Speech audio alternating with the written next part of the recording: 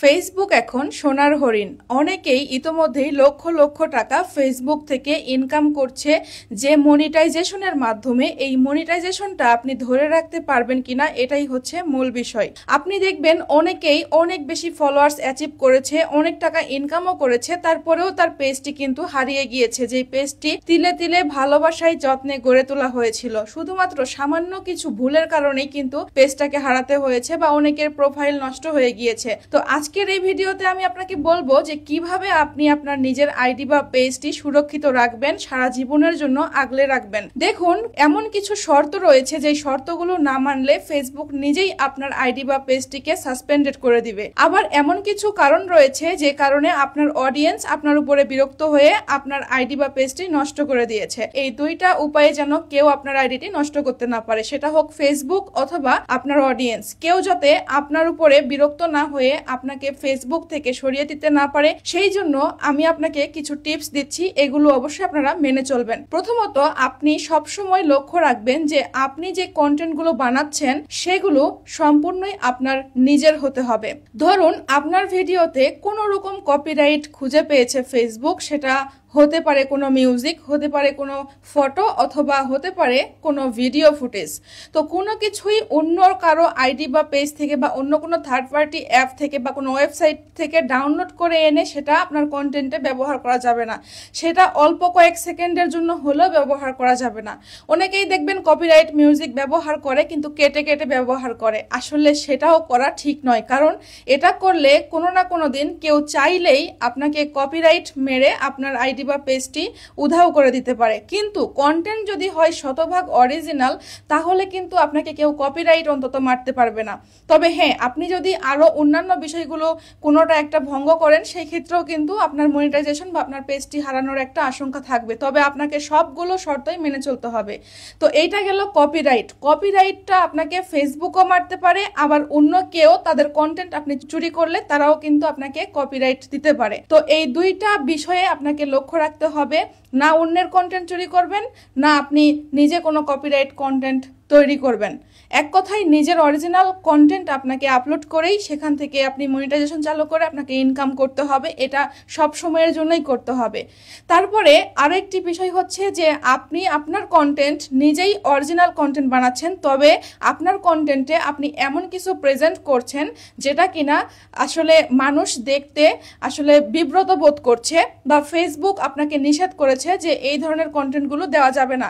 যেমন আপনি কোনো কাটাকাটি, মারামারি, হিংস্রতা, উস্কানিমূলক, এবং আপনি কাউকে গালিগালাজ করছেন, বা কোথাও আগুন লেগেছে, আগুনে মানুষ ঝলসে পড়ে যাচ্ছে, এইগুলো, অথবা কেউ কোনো ছোট বাচ্চার গায়ে জামা কাপড় নাই, পোশাক আশাক নাই, গোসল করানোর ভিডিও, এগুলো আপনারা কি করেন, ব্লগের মধ্যে শেয়ার করেন, অথবা দেশে কোনো দুর্ঘটনা ঘটলে সঙ্গে সঙ্গেই সেটার থেকে ছবি বা ভিডিও নিয়ে, ইভেন অন্য কেউ আপলোড করেছে সেটা পর্যন্ত ডাউনলোড করে নিয়ে আপনি আপনার আইডি বা পেজে আপলোড করছেন, কারণ আপনি ভাবছেন যে ভাইরাল হলে আমার অনেক ফলোয়ার্স আসবে, আমি ইনকাম করব, অনেক টাকা আমার ইনকাম হবে।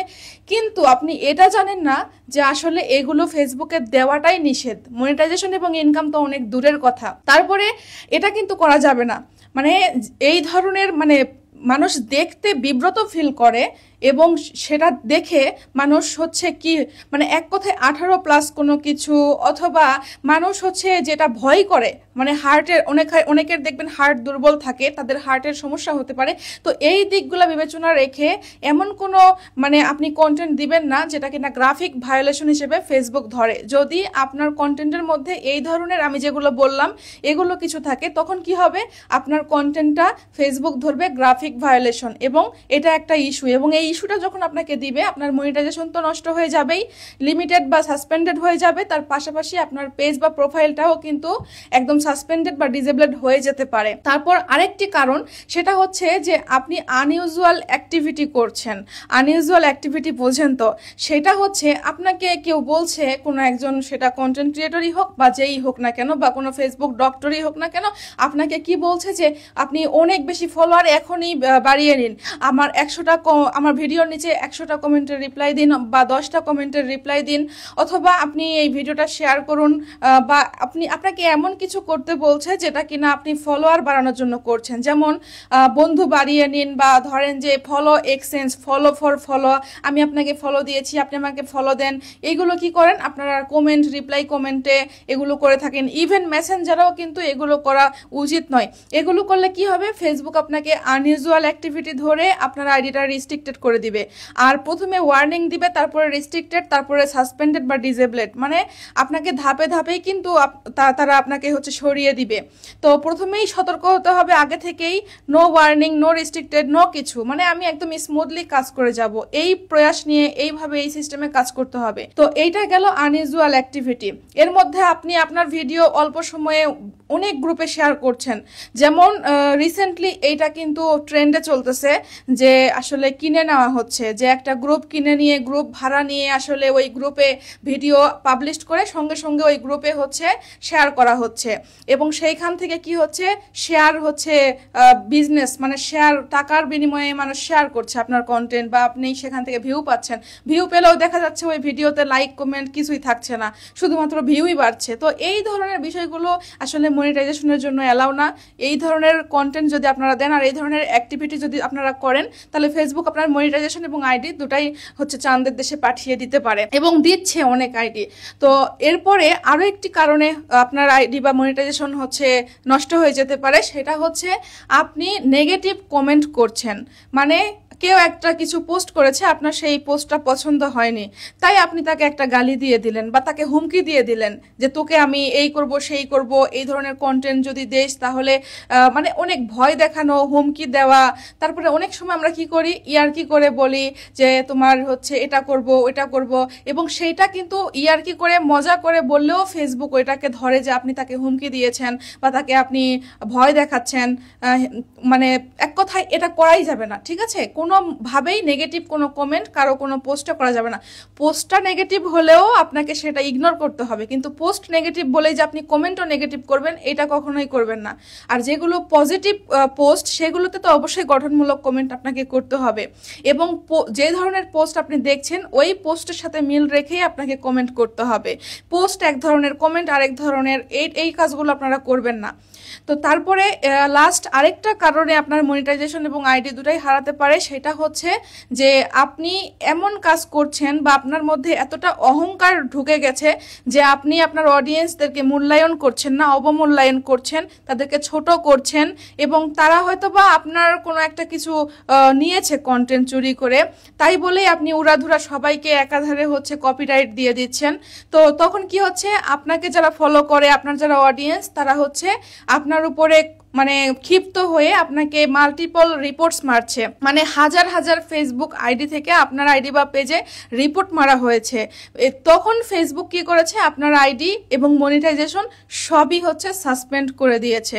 সাসপেন্ড করার ফলে কি হলো, আপনি অনেক কষ্ট করে এগিয়ে এসেও কিন্তু আপনি হচ্ছে পিছিয়ে পড়লেন।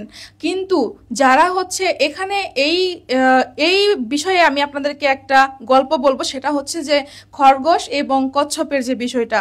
খরগোশ হচ্ছে কি করে, অল্প সময়ে দৌড়ে অনেক দূর যেতে চায়, কিন্তু গিয়ে হচ্ছে মাঝখানে বিশ্রাম নেই, তো আমি তো অনেক কিছু করে ফেলেছি, অনেক দূর এসেছি, কচ্ছপ আমার সাথে পারবে না, তো আমি একটু জিরিয়ে নেই, ঘুমিয়ে নেই, কচ্ছপ ততক্ষণে আসুক, আমার সাথে আসুক, আমার সাথ ধরুক।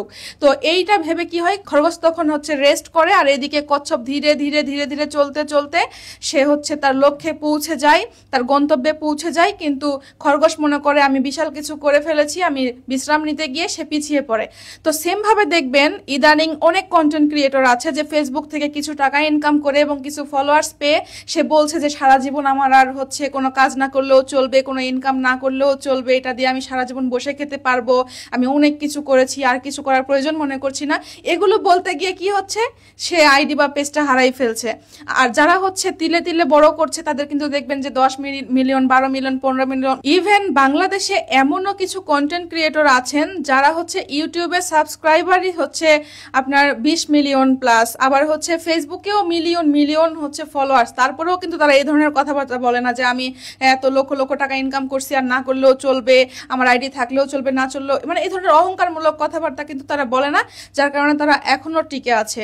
তো আপনি এই সমস্ত বিষয়গুলো শোনার পরে সিদ্ধান্ত নেবেন যে আপনি আপনার আইডি বা পেজ বা মনিটাইজেশন কি ধরে রাখতে চাচ্ছেন নাকি হারাতে চাচ্ছেন, এখন আপনি সিদ্ধান্ত নেবেন। তো আমি আর বেশি কথা বলবো না। আমার এই ভিডিও থেকে যদি আপনার একটু হলেও অভিজ্ঞতা বাড়ে বা আপনি যদি উপকৃত হন, তাহলে শেয়ার করে সবার মাঝে ছড়িয়ে দিবেন, যাতে করে সবাই সতর্ক হতে পারে। দেখা হবে পরবর্তী কোনো ভিডিওতে। Till then take care. আসসালামু আলাইকুম।